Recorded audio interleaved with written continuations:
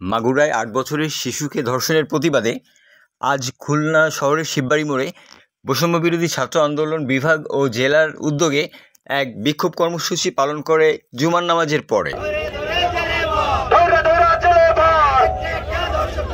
আমরা বলতে চাই ৫ তারিখ পরবর্তী আমরা যে বাংলাদেশের স্বার্থ দেখি, ৫ তারিখ পরবর্তী আমরা যে বাংলাদেশ করতে চাই, সেই বাংলাদেশের কোন ধর্ষকের ঠাঁই আমরা দেখতে চাই না।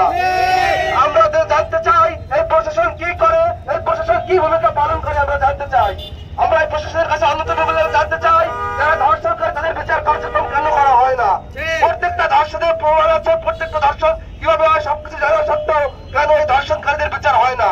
যদি সবকিছু সত্য থাকে, ধর্ষণ যদি কেউ করে থাকে, তার বিচার খুব দ্রুত নিশ্চিত করে তার সবার সামনে কার্যকর করতে হবে।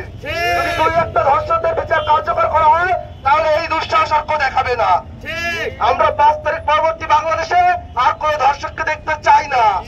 আমরা কোন ধর্ষকের কোন পরিচয় থাকতে পারে না, কোন ধর্ষক কোন দলের হতে পারে না, কোন ধর্ষক কোন গোষ্ঠী হতে পারে না। ধর্ষণের একটাই দোষ, সে ধর্ষণকারী, এবং এই ধর্ষণকারীদের বিচার করতে হবে। আমাদের মা বোন যাতে রাস্তায় বেরোতে পারে, তারা যাতে কোনো ভয় না পায়, তারা বিভিন্ন ভাবে বেরোতে পারে, এই আশা ব্যক্ত রাখি। ধন্যবাদ সকলকে।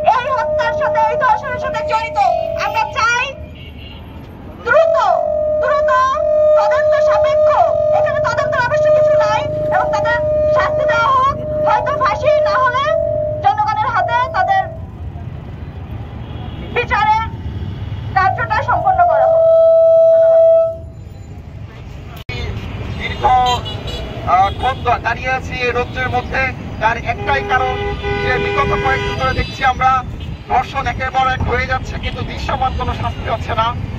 এই খুনি হাসিনার সময়ও ১৭ বছর ধরে যারা ধর্ষক ছিল তারা কায়দায় ধর্ষণ করেছিল, এরপরও তাদের কোনো বিচার হয়নি, বিচার কার্যকর হয়নি। বর্তমান অন্তর্বর্তীকালীন সরকার ক্ষমতায় রয়েছে, তারাও এখন দৃষ্টান্তমূলক কোনো শাস্তি এখনো বাস্তবায়ন করে নাই। আমরা অন্তর্বর্তীকালীন সরকারের কাছে স্পষ্টভাবে জানিয়ে দিতে চাই যে বা যারা জড়িত এই ধর্ষণের সাথে তাদের দ্রুত